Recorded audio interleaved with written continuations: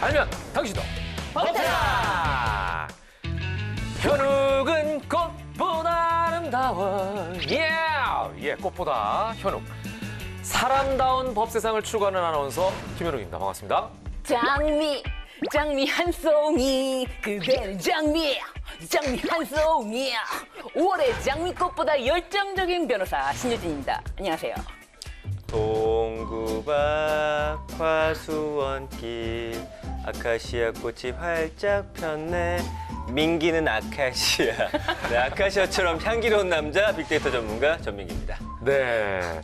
5월은 역시 꽃입니다. 예. 근데 셋 중에 가장 꽃다운 분은 역시 전 팀장이네요. 감사합니다. 가장 여성스러워. 노래 부르는 것도. 여기 왜 자꾸 저한테 그런 컨셉을 주시는지 모르겠어요. 아니, 근데 여기는 지금 신변이라고 하라고 돼 있는데 사실은 신변 노래하는 이런 모습은 락커예요, 락커. 자, 5월은 정말 그 곳곳에 꽃향기가 진동하는 그런 달인데 5월은 뭐가 많죠? 자, 이번 주가 5월 중에 가장 버라이어티한 한 주더라고요. 네, 월요일부터 금요일까지 기념일이 쫙입니다. 월요일은 뭐예요? 성년의 날. 그다음 날 화요일은 이제 5.18 우리 민주화 항쟁 기념일이고요. 예. 19일에는 네, 부처님 부처님 오신 오신 날이자 발명의 날이니다. 맞습니다. 그래요? 네. 수요일에는 또 저희 법테랑 나가는 날이고, 네, 말씀해 고정 주신 시청자분들 계시니까 네. 꼭 봐주시길 부탁드리고. 그리고 목요일 5월 20일은 또 무슨 날입니까? 네, 이게 세계인의 날이라고 네. 2007년 다양한 민족 문화권 사람들이 서로 이해하고 공존하는 다문화 사회를 만들자는 취지로 제정된 국가 기념일입니다. 야, 이건 진짜 격세지감이네. 우리 한국 사람들은 한민족이다.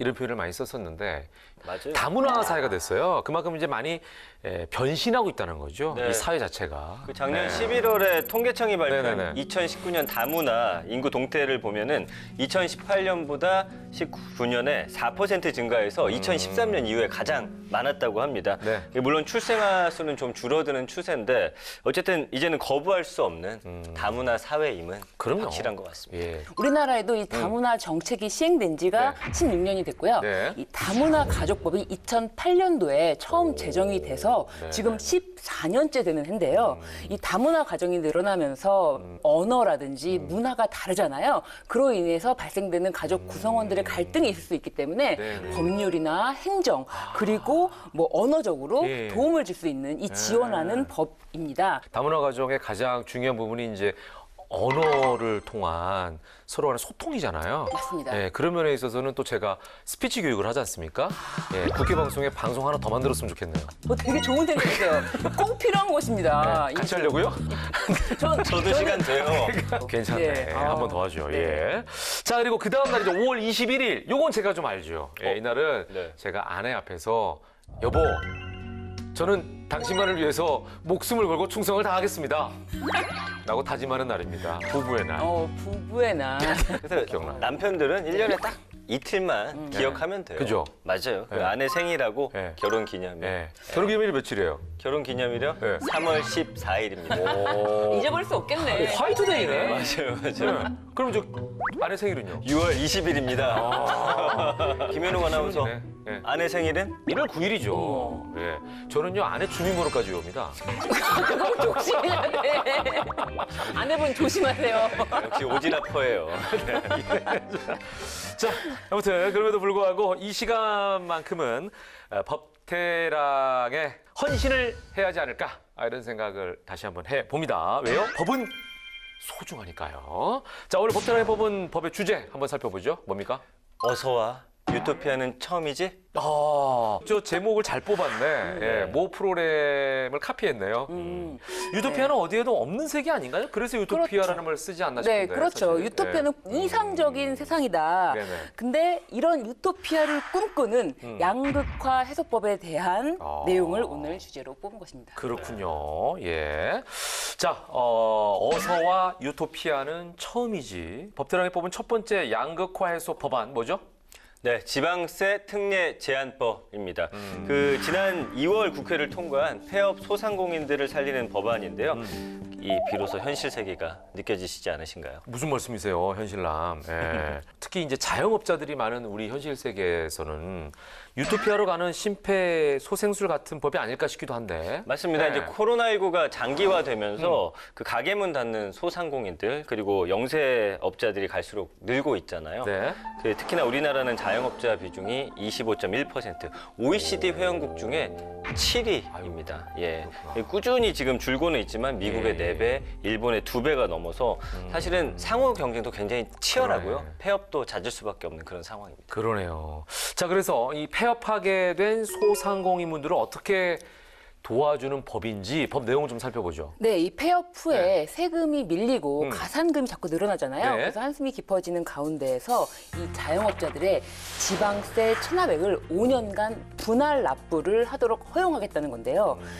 또는 가산금을 면제해주기도 합니다. 네. 뭐 이미 종합소득세와 부가가치세 체납액은 분할 납부가 허용되고 있는데요. 그걸 지방세까지 확대하는 내용입니다. 그렇군요. 자, 특히 영세 사업자들에게 아주 소중한 법이겠다라는 생각이 드는데 그렇다면 혜택을 받을 수 있는 기준이 뭘까요? 네, 지방세 체납액 징수 특례를 보면요. 그 신설된 조항이 있습니다. 폐업하기 직전 3년간 벌어들인 사업 총 수입이 평균 15억 원 미만이어야 되고요.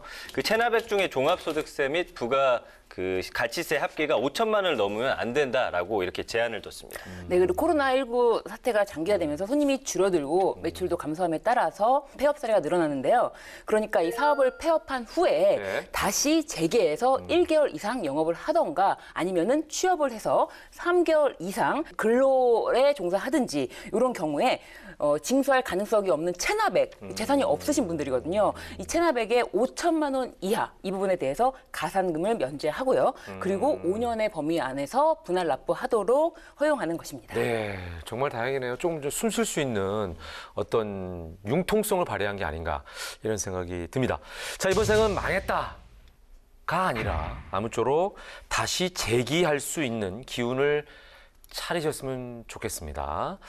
그게 또 아름다운 나라 유토피아로 가는 첫걸음이 아닐까 하는 생각을 해보네요. 자, 그렇다면 어서와 유토피아는 처음이지 주제법을 함께 해주실 입법계의 가이드.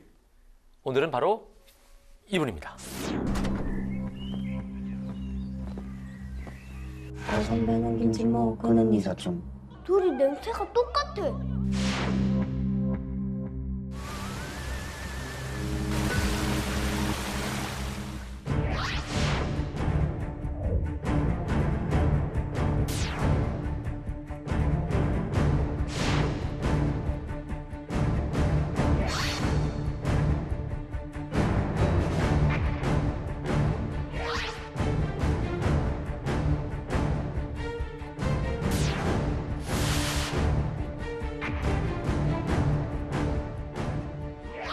대한민국이 양극화로 우리 사회의 등뼈가 부러져 나가고 있는데 우리에게 주어진 2021년 예산안엔 그 절박함이 정말 묻어나고 있다고 생각하십니까? 소득 불평등을 위해서 정말 도움이 되는 개인과 가계의 보조금은 우리 너무 인색합니다.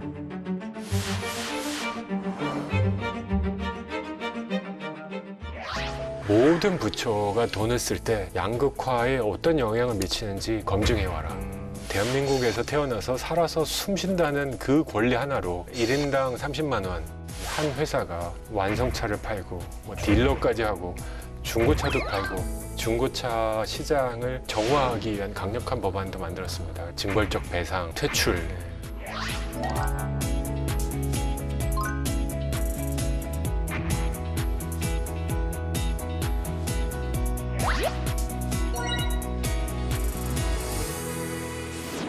일단 100으로 뛰면서 자칭 입법 노동자, 타칭 젠틀맨으로 불리는 분입니다. 시대 전환의 조정훈 의원님 함께하셨습니다. 어서 오십시오. 반갑습니다. 네, 안녕하세요. 반갑습니다. 네. 반갑습니다. 예.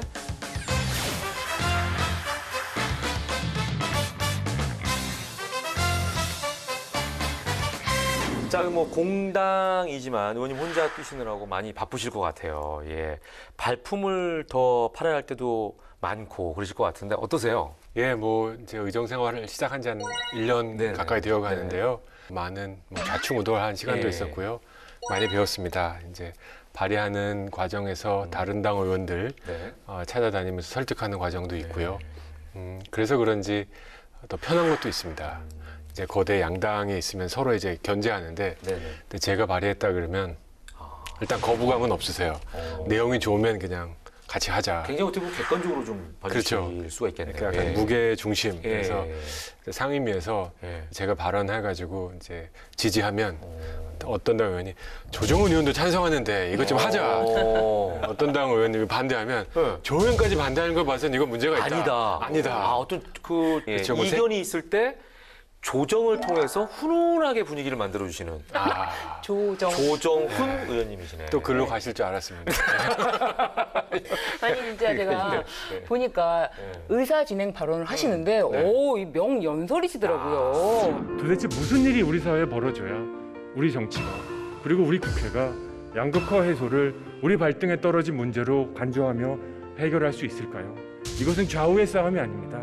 서울과 지방의 싸움도 아니고 여성과 남성의 싸움도 아닙니다. 이것은 무한한 욕망과 내려놓음의 싸움입니다. 와, 저는 진짜 명연사가 연설을 하는 거다. 이거 설득이 아니라 완전 마음을 얻는 기술을. 그거 감사한데요. 네. 가끔 이제 제가 이제 얘기를 하고 나면 또는 이제 선거에서 유세를 하고 나는데 한 분이 오셔가지고 잘 들었다고. 근데 목사님인 줄 알았다고. 그래가지고 제가 이걸 칭찬이겠죠. 네, 영혼을 울리는 목소리라는 말씀이시겠죠. 저도 그렇게 생각합니다. 진짜 예, 동의합니다. 제가 그 시대 전환으로 네. 선택하신 이유가 따로 있으신지. 네, 시대 전환은 이제 미래를 준비하는 정당입니다. 그래서 오늘과 과거를 싸우는 그런 정치가 아니라 예. 미래를 준비하는 예인 선거 같은 역할을 하자. 그래서 저희가 작년에 창당을 했습니다. 네. 가성비 정말 떨어지는 이 정치라는 업이 가성비를 다시 올리기 위해서 뭘 해야 되는가. 표방하는 구호라 그럴까요? 시민들의 한숨과 허기를 채우는 정치. 이 한숨과 허기의 영역, 먹고 사는 영역, 네, 네, 네. 그다음에 답답한 영역을 좀 풀어보자. 예. 그런 거에 대해서 제가 정말 진심으로 하고 예. 있습니다. 그 말씀하시는 거 들어보니까 싸움보다는 그래도 화합의 정치. 그렇죠. 정치를 보는 시각이 굉장히 예. 넓으신 것 같아요. 그래서 이유를 보니까 그 세계은행에서 15년이나 근무하시면서 정말 수많은 나라들도 돌아다니셨더라고요. 일단 몇 개국을 다니신 거예요? 제가 한 10대 개 이상 나라, 뭐 일한 나라를 치면 뭐 수십 개가 되고요. 이제 업이 예. 그 세계 경제 개발을 하는 업이었기 때문에 많이 다녔습니다. 그러니까 남의 나라 가서 네. 그 경제 개발을 하면 우리나라에 대한 그 생각이 좀 달라집니다. 이건 우리나라가 참 좋다. 이건 이 나라 거 한번 해보면 좋겠다. 우리가 좀 도입하면 좋겠다. 도입하면 좋겠다. 그런 것들이 머릿속에 막 쌓여 갔던 것 같아요. 그러면서 이제 정치도 세계은행 본부는 워싱턴 DC에 있으니까 저희 세계은행 바로 옆 건물, 우리 백악관, 옆에 건물이 IMF, 앞에 건물이 재무부, 국무부. 그래서 항상 그들과 같이 얘기를 하면서 국가를 이끈다는 건 뭔가, 그리고 사회에 어떤 역할을 하는 게 정치의 역할인가, 이런 고민들이 좀 들었던 것 같아요. 그러네요. 근데 그 세계은행이라는 곳이 300대 1의 경쟁을 뚫고 들어가셨다는데 그 잘 나가는 그곳에 있다가 2016년도에 돌연 한국으로 오시게 된 결정적인 이유가 좀 이유를 조심스러운데. 좀- 좀 조심스러운데. 오면 안 될 곳을 제가 온 거 아니, 아니죠? 너무 궁금해가지고. 제가 세계은행에서 꽤 신망받던 직원이었어요. 그럼요. 네, 저 그때 하루는 협상 중에 제가 화장실을 가고 싶어서 화장실을 딱 와서 이제 볼일을 보고 손을 닦는데 거울을 보고 제가 놀랐어요. 스스로의 모습을 보시고. 어. 예. 왜 난 이렇게 생겼지? 왜 내 머리가 까맣지?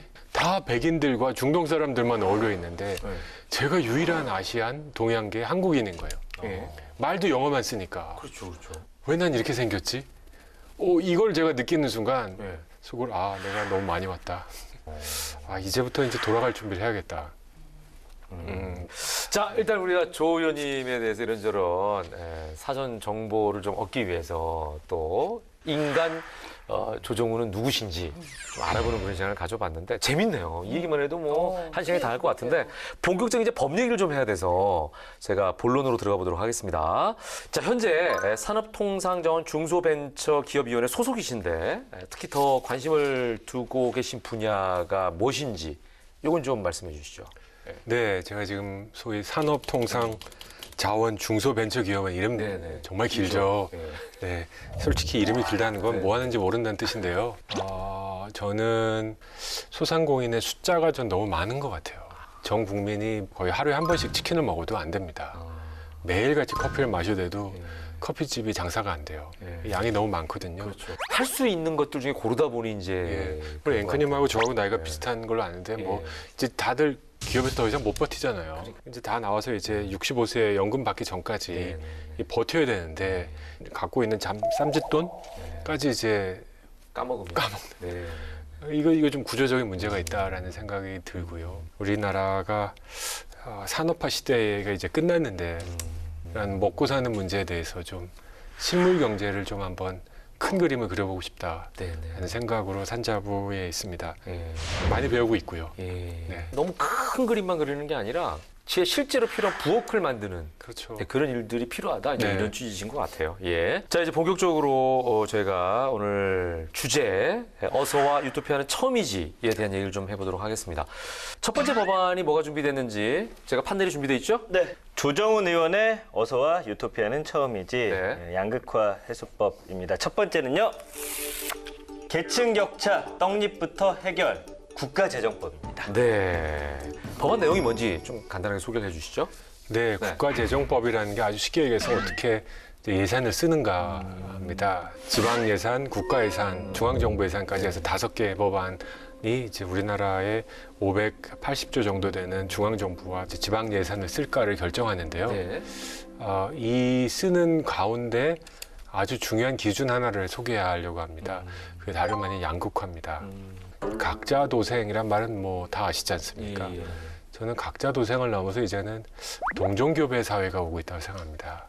이제 같은 동네에서 우리 아파트에 사는 자녀들끼리 결혼시키자라는 방이 이제 당연히 되는 90년대 말에 한국을 떠나서 공부를 했는데 그때는 아무리 좋은 아파트라도 게이트에서 사람 들어가는 거 막지 않았습니다. 그렇죠. 그때는. 그냥 지나다녔었죠. 그러네요. 생각해보니까. 지금 다 물어봅니다. 그렇죠. 네, 다들 이렇게 벽을 쌓고 우리의 안에 성을 쌓습니다. 초롱성처럼 본인들의 세상을 만드는 걸 그렇죠. 이제 좋아하는 어떤 시대가 됐죠. 그렇게 아무리 전력 질주해도 성 안에 살 수 있는 사람의 숫자는 제한되지 않습니까? 그렇죠.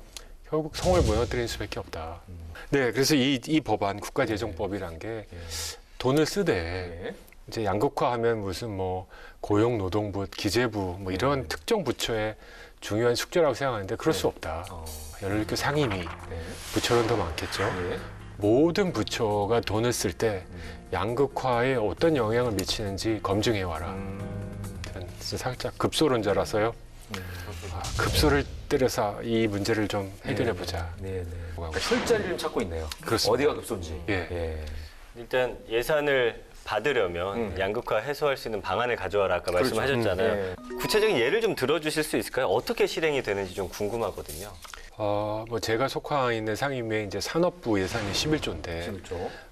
상당히 많은 부분이 이제 각종 R&D라 그러지 않습니까? 연구 예산으로 갑니다. 연구비. 네, 이 연구비 예산인데 아직도 대기업에 지원되는 연구비 예산이 있습니다. 저는 이게 꼭 필요한가라는 솔직히 큰 질문을 갖고 있습니다. 이미 너무나 강력한 어떤 경쟁력을 갖고 있는데 그렇죠. 또 연구비가 필요한가? 예. 대기업이 지금 돈이 없어서 연구를 안 하는가? 그건 아니지 않나 하는 생각이 듭니다. 그리고 예전에는 국가가 기업을 키웠습니다. 예. 기업 너 좀 잘해봐. 뭐 좀 줘봐. 내가 돈 모아줄게. 이렇게 해서 기업을 키웠거든요. 예. 이제는 가게를 도와줘야 됩니다. 이유는 딱 하나입니다. 왜냐하면 지금 시장에 가서 모자란 물건이 없습니다. 그렇죠. 맞아요. 네, 희귀한 물건 보신 적 없죠. 예. 뭐가 없냐면 살 사람이 없어요. 소위 구매력이 없는 거예요. 네, 네. 이제 국가는 가게와 개인에게 구매력을 높여줘야 됩니다. 근데 아직도 우리 정부가 상당히 많은 몇 조에 대한 이상이나 되는 돈을 대기업에게 기업에 간다. 그럼 혹시 그 양극화를 우리가 좀 이해하기 쉽게 네. 지수나 뭐 이런 걸로 수치 같은 걸로 나타낼 수가 있나요? 근데 많은 지표들이 있죠. 네. 양극화를 나타내는 뭐 지니계수 네네네. 같은 것들이 있고요. 네. 또 OECD에서 많은 통계를 만들어내고 있고 또 토마 피케티라고 네. 이제 불평등 사회에 대한 많은 연구를 하는 예. 전문가들이 국가별로 이제 불평등 지수들을 만들어내고 있습니다. 근데 그 지수들의 대한민국의 성적은 초라하기 짝이 없죠. 그 뭐 등수 막 매기잖아요. 등수도 매기고 예. 지수도 매기는데 우리는 큰 문제점 중에 하나가 이제 일반 시장에서 예. 양극화의 정도가 있지 않습니까? 예. 그리고 세금을 걷어서 복지 정책을 하고 난 뒤에 양극화랑 별로 차이가 없습니다. 즉 우리가 국가가 세금을 걷어서 지출을 하는 과정에 양극화를 별로 해소할 만한 예. 역할을 못 하고 있다. 미국보다도 못 합니다. 미국 그러면 막 시장 경제 그렇죠. 알아서 하세요. 예, 자유주의. 네, 자유주의 문화인데요. 그 나라는 그러니까 세금을 걷고 쓰기 전에는 양극화가 엄청나게 심합니다. 우리보다 훨씬 심한데 세금을 걷고 쓰고 난 뒤에 다시 조사해 보면 우리나라보다 줄어요? 줍니다. 강력한 정책이 양극화를 해소하는 거죠. 그러네요. 예, 이해가 이제 되네요. 네. 자, 말씀 잘 들었고 이제 양극화 해소법 두 번째 법안으로 한번 넘어가 보겠습니다. 네, 두 번째는요. 하루 세 끼 먹을 자유 기본소득법입니다. 네. 전 국민 모두 남녀노소 가리지 않고 심지어 갓 태어난 1살짜리에게도 기본소득 30만 원씩 주자. 네. 뭐 그런 법안이라고 들었습니다. 예. 그러니까 이게 이제 1인당 30만 원. 그렇습니다. 그럼 네. 이제 저희는 4인 가구니까 120만 원. 120만 원을 1년에 받는다. 1440. 예, 그런 네. 말씀이신데. 네. 근데 여기에 이제 궁금한 게 1인 30만 원을 잡게 된 근거가 어떻게 도출된가 하는 겁니다. 네. 1인 30만 원이 크다면 네. 크고 적다면 적죠. 예. 그러니까 어떤 돈이냐. 가장 저에게 와닿았던 돈은 가만히 듣고 계시더니 내가 자살을 생각한 적이 있는데 국가가 매달 30만 원씩 주면 자살을 멈출 수 있는 돈은 될 것 같다. 굉장히 마음에 와닿습니다. 또한 청년은 나는 카페 가서 메뉴를 본 적이 없다. 무조건 아다. 제일 싸니까. 제일 싸니까. 근데 30만 원 주면 가끔 라떼도 모카도 마실 수 있을 것 같다. 근데 이게 가벼워 보이지만 예. 가벼운 문제가 아닙니다. 우리 대한민국 같은 시장주의 경제 원칙을 갖고 있는 나라에서 적정한 소득이 없이 과연 인간이 행복할 수 있을까? 솔직하게 얘기해서 아주 저는 어렵다고 생각합니다. 근데 어떻게 30만 원이냐? 가장 많이 딱 만 원이거든요. 그렇습니다. 예. 그런데요. 예. 제가 이제 짱구를 막 돌려가지고요. 저는 이제 증세하지 않는 최대치입니다. 저는 증세를 하게 되면 기본소득에 대한 논의가 굉장히 어려워질 수 있다. 기본소득 좋은데 그러면 주고 뺏는 거 아니냐? 그렇죠. 취지 네, 자체가 또 한쪽으로 주고 또 예, 세금을 가져가는 가득해질 수도 있죠. 그렇죠. 그렇죠. 예. 그래서 저는 그 얘기를 막아보자. 과연 정말 증세 없이 지금 현실적으로 가능한 게 맞나요? 네, 맞습니다. 지금 1인당 30만 원, 전 국민 곱하면 약 187조가 들어갑니다. 네. 네. 제가 여기 이 표에 있습니다. 네. 이렇게 쭉쭉쭉 내려가면 187이 나옵니다. 187. 증세 하나도 없습니다. 저희가 주장하는 기본소득은 과세 대상입니다. 이게 굉장히 중요합니다. 그러니까 나눠드릴 땐 똑같이 나눠드리지만 소득 기준으로 세금을 낼 세금 때. 내는 사람. 그렇죠. 네. 이게 무상급식하고 다릅니다. 무상급식은 다 먹고 끝. 근데 이거는 받고 연말에 이제 소득 수준이 높으시면 예. 대략 40%까지 다시 토해냅니다. 어. 저소득층들은 다 갖고 있죠. 그래요. 무작정 뭐 예를 들어서 똑같이 주겠다 이건 아니네요. 그렇죠. 결론적으로. 네. 과세 대상이죠. 네, 그러네요. 어떻게 보면 형평은 그러네요. 다 예. 있죠. 근데 두 번째는 아주 큰 게 이제 소득공제, 세액공제를 줄이자. 왜냐하면 소득공제, 세액공제는 돈 많이 버는 사람한테 더 유리합니다. 좀 전문적으로 얘기하면 역진적이죠. 그래서 저희가 이걸 줄여보자. 그래서 기준을 따져봤더니 4인 가족으로 한 1억 4천만 원? 네. 이거보다 작으면 세액공제, 소득공제 없애는 거 하고 1,440만 원 해보면 네. 1,440만 원이 큽니다. 1인 가구 혹시 있으십니까? 는 한 8천만 원 정도고 2인 가구십니까? 저는 3인 가구. 3인 가구. 4인 가구, 2인 가구. 2인 가구는 네. 한 1억 천 정도 됩니다. 이렇게 되면 그거보다 많이 버시면 세액공제 없어지는 게 조금 세금을 더 내야 되실 수도 있습니다. 솔직하게 얘기하면. 네. 근데 이런 국민 비율로 따지면 예. 10%, 15%의 국민들은 조금 더 부담하시고 나머지 분들은 훨씬 더 혜택이 오십니다. 이렇게 해서 생기는 게 뭐 한 60조. 이렇게 하나씩 이렇게 세를 만들어가면 증세 없이 187조 가능하다. 되게 현실적인 거였네요. 그러네요. 예. 근데 이제 다시 원론으로 조금만 돌아가 보고 싶은데 대체 이 기본소득제라는 게 그렇다면 반대하는 분들도 계시니까 왜 필요한지에 대해서 좀 더 설명을 해주셔야 될 것 같아요. 이제는 우리 국민 모두가 소위 직업이라는 일자리라는 수단을 통해서 생활을 할 수 없는 경제 구조가 되어가고 있어요. 일을 하고 싶어도 일을 할 수 없는 사람들이 많이 생길 겁니다. 자, 그럼 이분들에게 복지를 줘야 되는데 그러면 지금같이 기초연금 등등을 가는 게 맞느니 아니면 보편복지로 나가는 게 맞느냐라는 차원에서 저는 보편복지가 효율적이고 투명하다고 생각합니다. 작년 5월 달에 재난 기본소득 받으셨죠? 받았습니다. 네. 그걸 받았다고 할 때 받았습니다 하는데 속에 나 가난하니까라는 생각 없으셨죠? 그렇죠? 솔직히 없었어요. 없었죠? 네. 부끄럽지 않으셨죠? 네네. 다 주니까 다 받는 거. 받았으니까. 네. 그게 보편복지입니다. 선별복지는 나 국가에서 돈 받아. 그럼 이게 부끄러워. 내가 못 산다는 뜻, 나 어렵다는 뜻, 이거에 대한 비참함에 대한 증명이 있어야 주는 게 선별복지잖아요. 네. 근데 다 받으셨으니까 그러네요. 이 느낌, 그러네요. 예. 이리로 가자라는 거죠. 예.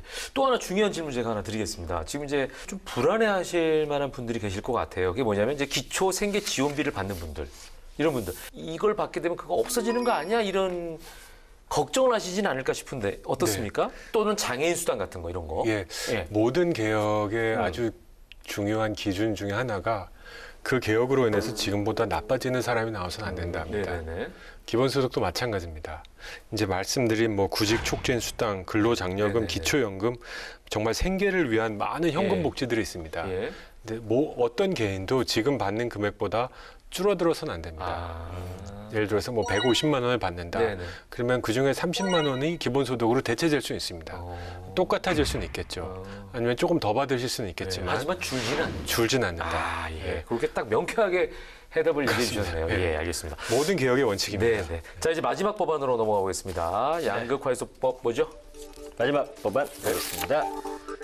돈 되면 무조건 노 중고차 매매 상생 협력법입니다. 그 중고차 매매법을 통해서도 양극화 해소가 가능할까요? 이건 어떤 내용인지 예, 굉장히 좀 어떻게 이게 궁금하네요. 매칭이 되지? 이런 예. 생각이 들어가지고. 예.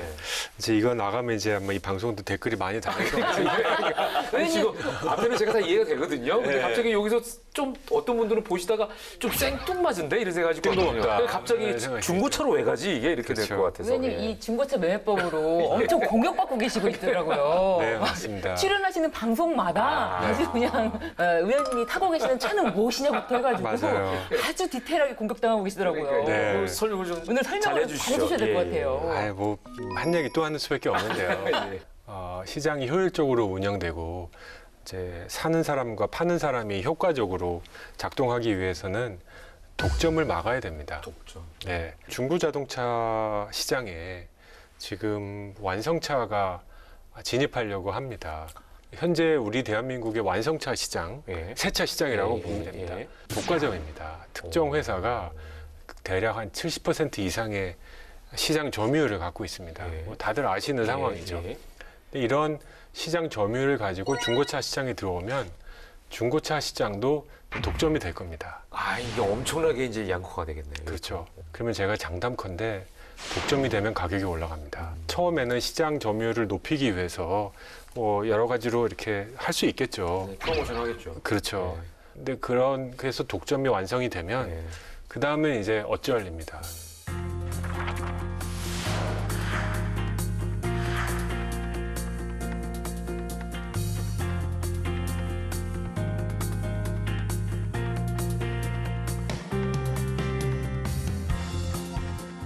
대기업 진입을 방지하는 거 아닙니다. 이미 중고차 시장에 대기업이 있습니다. 뭐 두세 개나 있습니다. 네, 네. 다만 이분들은 소위 영세한 중고차 매매 업체분들하고 협약을 해서 그렇죠. 1년에 자기네들의 사업체를 증가하는 숫자를 제한하고 있습니다. 그 누구도 절대적인 시장 점유율을 갖지 않도록. 저는 중고차 시장에 지금 문제가 있는 거, 예. 허위 매물 있는 거 잘 예, 알고 예, 있습니다. 예. 저희 보좌진들이 암행해가지고 뭐 인천도 가고 서울도 가고 가서 조정은 의원실에서 왔다 그러면 긴장을 그냥 엄청나게 합니다. 예.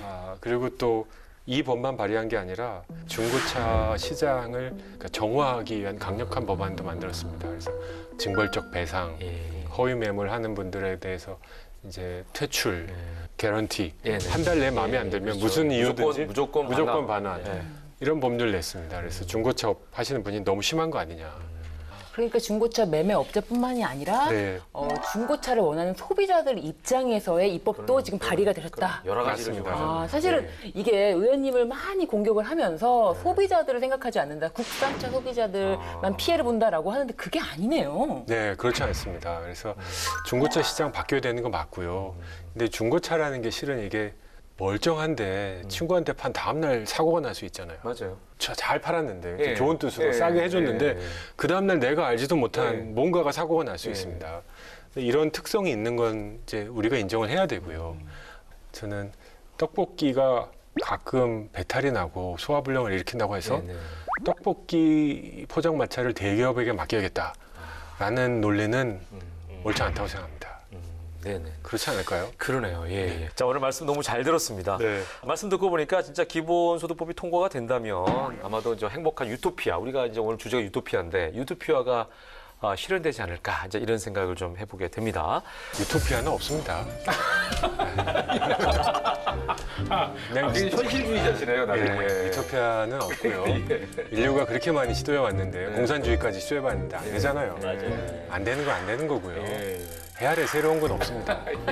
그건 인정할 거 되고 지금보다 조금 나아진다. 아, 우리 세대가 후배 세대들에게 물려준 세상이 지금보다는 이만큼 나아진다.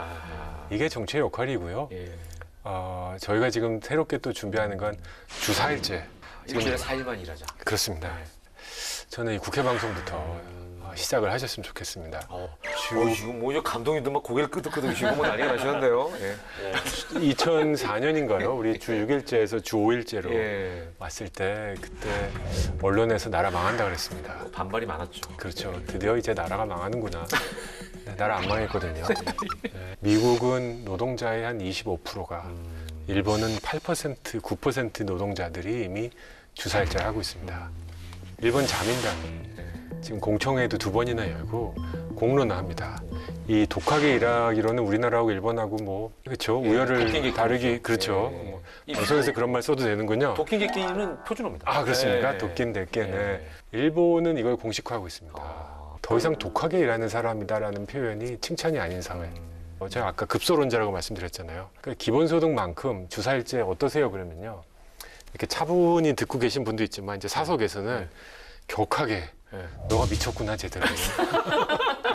너가 기본소득에 이어서 이제 제대로 미쳤구나.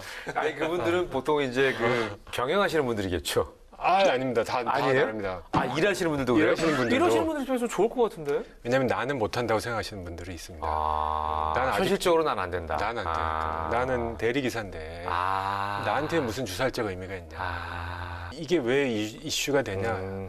이렇게 감정을 섞어서 찬반의 논쟁을 일으킵니다. 이거는 급소를 찍었다는 거예요. 그러네요. 무슨 일단은 말씀인지 아시겠죠? 일단은 큰 논쟁거리가 되네요. 네. 네. 주사일제 하면 댓글이 저도 그래서 왜 주사일제 아무것도 아닙니다. 아니 조정원 의원 딱 치면 나와요 주 4일제. 이슈는 돼요. 엄청난 이슈네요. 일단 서로가 이제 논쟁이 된다는 게 그렇죠. 생각해 보자는 얘기니까 긍정적이라고 생각을 해봅니다. 예, 정치라는 업이 논쟁을 일으키는 그러네요. 거거든요. 이제 화제의 중심에 서시겠네요. 그거. 네. 주 4일제라고 말씀을 하시되 정작 의원님은 굉장히 열심히 일하실 것 같은데. 저요. 네. 저희 의원실이 월요일에 네. 저는 1시에 업을 시작했습니다. 왜냐하면 지난 토요일이 근로절이었어요. 노동절. 그래서 대체휴가 줬습니다. 네, 그래서 이번 주는 내일까지 하니까 3.5일제죠. 그렇죠? 이번 주 3.5일제 하는 거죠. 근데 일이 안 될 것 같은데요. 다 해요. 그거 맞아요.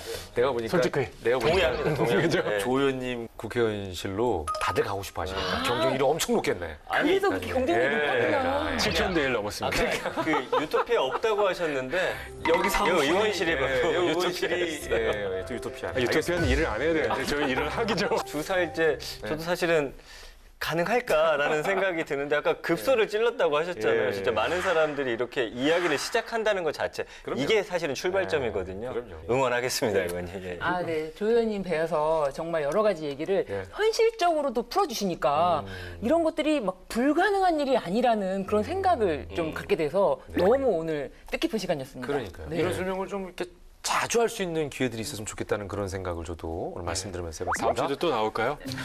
저희 자리를 좀 바꿔드릴게요. 잠시 비워드리겠습니다. 자, 새로운 시대를 향한 조은님의 행보 더 크고 올곧게 가시길 저희도 기대하면서 또 응원하도록 하겠습니다. 오늘 귀한 시간 내주셔서 너무 감사합니다. 감사합니다. 고맙습니다. 감사합니다.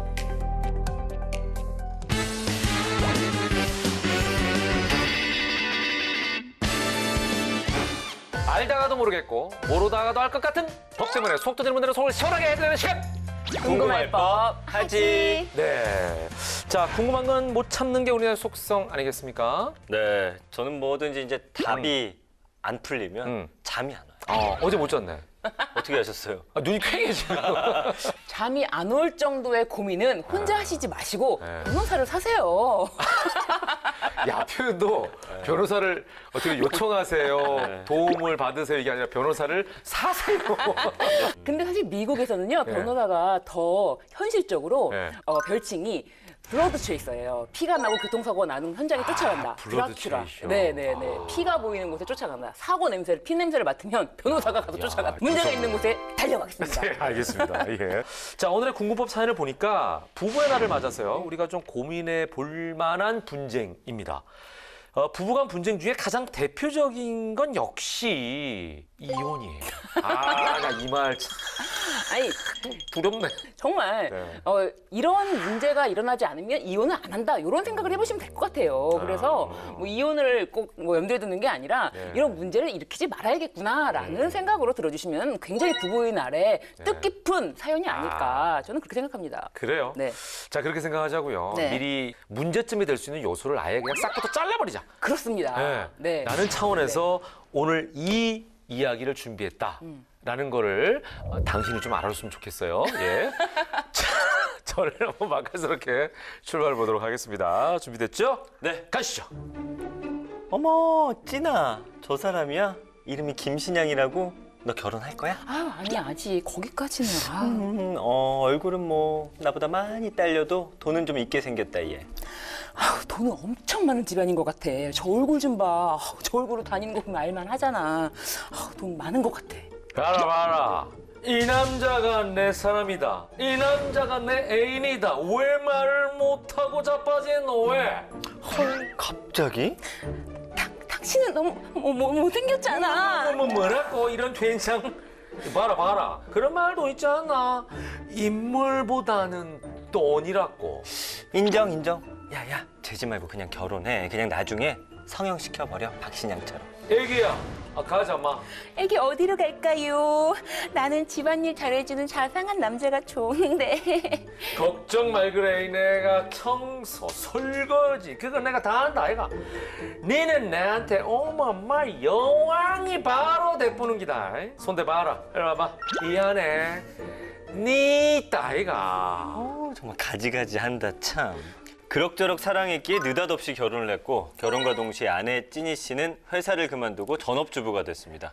그런데 남편은 그날부로 집안일엔 손끝 하나 대질 않았습니다. 야, 좀 비키봐. 저리로. 아이고, 저리로. 정말 참아. 아이고, 맨날 나만 일하지. 청소는 좀 한다면서. 응? 한 번을 안 해, 한 번을. 청소가 뭐가 힘들다고 매번 잔소리고 내 일주일 내내 일하고 하루 좀 쉬는 날 아이가 오늘이. 아빠는 곰돌이 같아 뒹굴뒹굴. 아빠 곰은 잠만 자. 엄마 곰은 일만 해. 으쓱 웃긴다. 아들하고 하루도 안 놀아주고 말이야. 적어도 아이 키우는 일은 같이 해야 되는 거 아이가? 봐라. 내는 돈을 버니까 니는 키우고 집안일 하는 게 그게 당연한 기라. 돈을 벌어? 아니, 돈을 벌어서 니 뭐 하노? 당신 용돈으로만 쓰고 생활비 한 푼 준 적 있나? 없어. 한 푼 없어. 니네하고 나이 차이가 얼만데 꼬박꼬박 반말이고 듣고 보니까 진짜 기분 나쁘네. 그리고 너 그 집에서 매달 300씩 받고 있잖아. 그럼 댕기지 뭐가 또 필요하노? 어이가 없네. 우리 집에서 생활비 다 대주니까 내가 번 거나 마찬가지지. 그게 왜 네가 번 돈이고 네 부모님이 준 돈이지. 우리 부모님이 준 돈이니까 내가 번 거지. 나 진짜 못 참아 진짜. 그 말도 안 되는 소리 집어치우고 빨리 밥이나 하고 상 차려온나. 이대로 더 이상 못 살아. 이혼해. 이 집이며 저축한 돈 다 내가 지키고 내가 만든 거니까 다 내 거야. 알지? 이게 어찌 네 재산이고 이혼하면 니한테는 한 푼도 없대. 아빠 한 푼만 줍쇼. 야 용기가 아주 찰떡지고 그리고 보니까 서울 사람이었는데 네. 결혼하고 나서는 사투리만 배웠네요. 아니 그럴 수 있어요. 결혼하고 나면 남편 말 좀 따라가야죠. 맞아. 나 그걸 디테일하게 연결한다 이 생각에서 속으로. 나도 모르게 말씀을 이렇게 사투리를 해주시니까 사투리로 막 비켜봐! 막 이렇게 되더라고요. 아니, 근데 요즘에 이렇게 강 큰 남편이 있나? 요즘에 이렇게 강 큰 남편 있기가 쉽지가 않은데 그러니까. 우리 상황극이다 보니까 저 팀장은 집안일 잘 도와줘요? 저는 오히려 저렇게 순박하게 생긴 사람이 안 할 가능성이 크거든. 많이 안 해서 초반에 많이 혼나가지고 아, 지금? 이젠 좀 합니다. 저도 잘합니다. 네, 집에서는 맞아요. 잘하려고 제가 봐서 노력해요. 그런 것 같아요. 예. 육아도 굉장히 열심히 하시고. 그럼요. 네. 아침에 다 유치원 보내고 옵니다. 저희는 신혼 초에는 약간 혼선이 있었어요. 어디서 어떻게 이제 이걸 나눠야 어디까지 되느냐. 나눠야 될지. 맞아요. 지금은 철저하게 분업이 돼가지고 네네네. 부엌일, 뭐 차리고 설거지하고 이런 거 전부 제가 나눠놨어요? 하고, 네, 전부 제가. 뭐 청소는 남편이 언제 뭐 한 달에 한 번 해도 상관 안 하고 남편이 하도록 내버려 두는 근데 거죠. 이제 신변이나 전 팀장 같은 경우는 사실 요즘 세대라고 보기 쉽잖아요. 네네. 어떻게 보면. 근데 우리는 약간 낀 세대예요. 음. 실제로 우리 나이 또래에 먼저 결혼한 사람들은 약간 가부장적인 남아있죠. 사고방식을 갖고 있는 사람들이 좀 있어요. 네. 네. 이렇게 하는 분들은 많지 않을 것 같다는 생각을 맞아요. 해보지만 네. 그럼에도 불구하고 오늘 이 분쟁에 대해서 좀 얘기를 해봐야 될 부분도 있습니다. 네. 저는 어쨌든 전업주부는 예. 직업으로 다들 생각 안 하시는데 네. 저는 사실은 맞벌이나 마찬가지라고 보거든요. 오. 왜냐면 제가 해보니까 진짜 힘들고 할 일도 맞아요, 많고 맞아요. 사실은 그게 이제 나가서 일을 하면은 네. 어쨌든 그 안에 또 네. 들어가는 비용들이 많이 발생을 하고 맞아요. 찐이 씨는 지금 그 친정에서 돈을 받아 생활합니다. 그래서 맞벌이 부부나 다름없다라고 이제 본인은 주장을 했어요. 네. 예, 일단 집안일을 전혀 하지 않는 남편 여기서부터 한번 여쭤볼게요. 이게 이혼 사유가 됩니까? 집안일을 전혀 하지 않는 남편을 같이 산다면은 네. 갈등이 끊임없지 않을까 그렇죠. 그런 생각이 들어요. 네. 그리고 이 집안일이라는 게 네. 뭐 퇴근이 없잖아요. 예. 이 퇴근 없는 집안일을 전적으로 혼자 하면서 네. 생활비까지 친정에서 받는다. 이런 정도라면은 솔직히 요즘 이혼 사유 대우 남습니다. 아 진짜요? 네네네. 오. 그러면 이거 좀 더 디테일하게 네. 여쭤볼게요. 네. 그러니까 이게 전체적인 걸 봤을 때 이혼 사유가 된다는 말씀이세요? 아니면 그냥 딱 꼬집어서 이혼 사유에 집안일을 전혀 돕지 않음이라고 쓸 수 있는 거예요? 이혼 사유라는 거는 법에 정해져 있긴 해요. 아, 근데 그래요? 정해져 있는 제가 법 조문을 소개시켜 드려 보면은 네. 민법 840조 있구나, 1호부터 이게? 6호까지 규정이 되어 있습니다. 1호는 이제 불륜이 있을 경우 배우자가 부정한 행위, 그리고 2호는요 이제 배우자가 집을 나가는 경우예요. 다른 배우자를 유기한 경우, 이거를 집을 나간 가출이라고 해요. 이거를 나는 이게 그 사람을 밖에다 버렸다는 얘기인 줄 알았어. 보통 유기하다라는 건 버리는 걸 뜻하잖아요. 네. 그런데 집을 내가 나가는 나가버린 것도 거야? 나가는 것도 이제 그것도 유기예요? 아예 위기가 되는 거죠. 그렇군요. 네. 오. 그리고 3호는 배우자 또는 그 직계 존속으로부터 심히 부당한 배우. 예를 들면 뭐 시어머니라든지 아니면은 장모님이라든지. 이게 이제 집안의 갈등 때문에 이혼한 경우구나. 네, 그렇죠. 아니면 내 배우자가 진짜로 나를 부당한 대우, 나를 무슨 식모 취급한다든지 뭐 이런 경우도 부당한 대우죠. 나를 정말 밥해주는 사람으로 안다든지. 그러니까 우리 사람도 부당한 배우에 비슷하네, 해당할 수가 비슷하네. 있고요. 그러네요. 예, 그리고 4호는요. 우리 어머님, 아버님을 내 배우자가 네. 부당하게 하는 거예요. 이런 것도 이혼 사유가 됩니다. 그리고 5호는 배우자의 생사가 3년 이상 불분명한 경우. 이런 경우 아예 딱 못 박아서 나가서 죽었는지 살았는지 알 수도 없는 경우. 연락 두절 3년 이상. 그리고 6호는 기타 혼인을 계속하기 어려운 중대한 사유가 있을 때. 이건 좀 추상적이네. 네, 추상적이죠. 그래서 이것도 우리 사연에서는 3호랑 6호가 중복 적용된다고 보시면 됩니다. 그러네. 네. 자, 만약에 이렇게 갈등이 심해져서 이혼을 한다면 찐이 씨 같은 경우는 재산 분할이 어떻게 되죠? 우리 지금 사연에서는 이 찐이 씨가 지금 친정으로부터 돈을 받아서 생활을 하고 남편이 번 돈은 남편이 용돈으로만 쓴다고 하는데 이것이 과연 찐이 씨의 주장인 건지 남편도 100% 인정을 하는 건지 요거에 따라 달라질 것 같아요. 왜냐하면 남편 월급이 얼마인데 생활비를 한 푼도 안 주고 전부 용돈으로 사용하는지 그리고 부모님으로부터 받는 생활비가 얼마인지 이런 네. 게 좀 구체적으로 나와야 될 것 같은데 일반적으로 많은 분들이 궁금해하시는 것들이 과연 네. 전업주부 친정 부모님으로부터 도움을 받지 않는 전업주부가 재산 분할을 얼마나 받을 수 있는지 이런 부분도 굉장히 많이 궁금해하세요. 그런데 이런 경우는 혼인 기간을 좀 봐야 돼요. 혼인 기간을 보고 그리고 재산 형성 과정. 이 전업주부인데 너무 사치가 심한 전업주부가 있고 너무 알뜰한 전업주부가 있잖아요. 아, 그것도 달라요? 어우, 다릅니다. 많이 쓰는 전업주부와 적게 쓰는 전업주부가 다르죠. 재산 분할 그것도 달라요? 그럼요. 왜냐하면 지금 현재 부부 공동 재산을 나누는 거잖아요. 네. 그러면 사치가 심한 전업주부는 모으지를 못했을 거 아니에요. 그리고 재산 형성에 기여를 못했다는 거예요. 그렇죠. 아, 오히려 마이너스를 만들었다 그러면은 네, 혹시 그렇죠. 받아낼 수도 있나요? 그렇게 쉽지 않아요. 어쨌든 그건 안 되고. 어쨌든 이 가진 부부 공동 재산이라고 하면 부부 명의로 된 재산 전부 다 포함이 돼요. 부부 명의로 된 모든 재산. 그래서 사업자를 많이 내시더라고요, 남자들이. 그래서 이 공동 재산이라고 하면 남편 명의 재산, 아내 명의 재산을 전부 다 합쳐서 이 재산을 모으는데 얼마나 누가 어떻게 기여를 했느냐 이런 걸 따져보는데 기여도를 따지는 게 쉽지 네, 않겠네. 그렇죠. 그래서 뭐 우리 사연 같은 경우에서도 그런 걸 따져봐야겠죠. 여기서는 그러면 이제 어쨌든 아내 친정에서 생활비를 줬잖아요. 네. 그게 이제 재산이 됐다고 볼 수 있는 증거가 되나요? 친정에서 만약에 현금으로만 줬어요. 그러면 입증할 수 없는 거 아니냐라고 생각할 수도 있지만 아니에요. 그렇지가 않습니다. 통장으로 이렇게 줬겠지 뭐. 아니 근데 만약에 현금을 줬다고 하더라도 그러니까 현금으로 이렇게 줬어도. 만약에 줬다고 하더라도 남편으로부터 받은 돈이 없다. 없으면. 그렇지만 나는 생활비를 썼다. 근데 내 왜냐면 돈은- 자기는 일을 안 하는데. 그렇죠. 그럼 그 근거가 그렇죠. 예, 친정에 줬을 수밖에 그렇습니다. 없겠다라는 어떤 네. 추측이 가능하네. 그렇죠. 왜냐면 친정에 현금이 너무 많은 집이라서 굳이 통장을 안 넣어줄 수도 있잖아요. 그러니까 걱정하지 않으셔도 돼요. 그런 어떤 입증 문제는 생각보다 그렇게 너무 고민하시지 않으셔도 된다. 특히 재산 부분에 대해서는. 그러네. 네. 예. 얼마 전에 안 그래도 그 빌 게이츠 부부가 막 이혼한다 그래가지고 떠들썩했는데 네. 맞아요. 예, 관심사는 과연 몇 대 몇으로 나누느냐 이 부분 아니겠습니까? 164조인가 되더라고요. 그러니까 어마어마. 6대 4로 나눠도 얼마예요? 아니 8대 2로 가져가도 되는 이야. 거예요. 2만. 그러니까 근데 미국은 우리나라보다 그 이혼할 때 떼어지는 비율이 더 커요. 더 커요. 네, 미국은 그 하기는 뭐 베이조스 네. 그런 네. 경우는 어마어마하게 나눠가지고 그렇습니다. 뭐 미국은- 자기 뭐 재단도 차리고 막 그랬잖아요. 네, 예. 이혼하고 싶은 사람들의 권리를 중요하게 생각해서 그러네. 재산만 네. 공정하게 나누면 그러네요. 언제든지 이혼해라고 네, 하는데 네. 우리나라는 유책 배우자만이 네. 이혼을 소송을 당할 수가 있는 거예요. 아 그렇구나. 네. 예. 자 아무튼 유진 씨는요 회사를 그만뒀어요. 이혼하면 이제 일하는 것도 쉽지 않을 텐데 재산 분할만으로도 가능할지. 그래서 제가 말씀드린 게 유책 배우자인데요. 아. 이 유책 배우자, 이혼의 책임이 있는 배우자에게는 네. 위자료 청구까지 할 수가 아, 있습니다. 위자료가 있구나, 재산 분할이 아니라. 네, 그러니까 재산 분할은 완전 별개고요.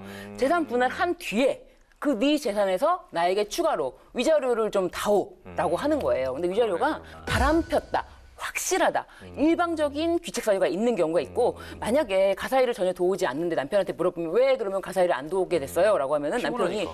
그렇기도 하고 아내랑 할 때마다 이게 더 분쟁이 된다. 내가 하는 방법 아내는 마음에 핑계가 안 많네. 그럼요. 핑계가 있으면은 이 부분에 대해서 일방적인 책임이라고 보기가 어렵거든요. 그러네. 근데 제가 보기엔 이제 찐 씨 부부는 사실 이혼까지 갈 그런 상황은 아닌 것 맞아요. 같은데. 별거부터 한번 맞아요. 아 별거부터 알아요. 아 무슨 말씀이에요 지금? 농담에 농담. 아니 나는 근데 이거 진짜 같아요. 왜냐하면 아내가 없으면 얼마나 불편하겠어요. 그러니까 그건 알거든. 그러면 내가 그 얘기인 거야. 맞아, 이거 진짜예요. 한번 너 혼자 살아봐. 맞아. 그게 맞아요? 그 얘기예요. 내가 얼마나 그동안 편하게 살았는지 얼마나 네, 행복했는지를 그럼요. 깨닫게 해준 시간이 필요한 거지 이거를 싸운다고 해결된 문제는 아니다. 잠시만 떨어져 있어도 이분은 예, 예. 반드시 싹싹 빌 날이 올 것이다. 그럼요. 그렇게 예, 생각합니다. 예. 자, 로버트 킬렌이라는 분이 이런 말을 했더라고요. 행복한 결혼의 비결은 생각보다 간단하다. 그것은 가장 절친한 친구들을 대할 때처럼 예절을 지키는 것이다.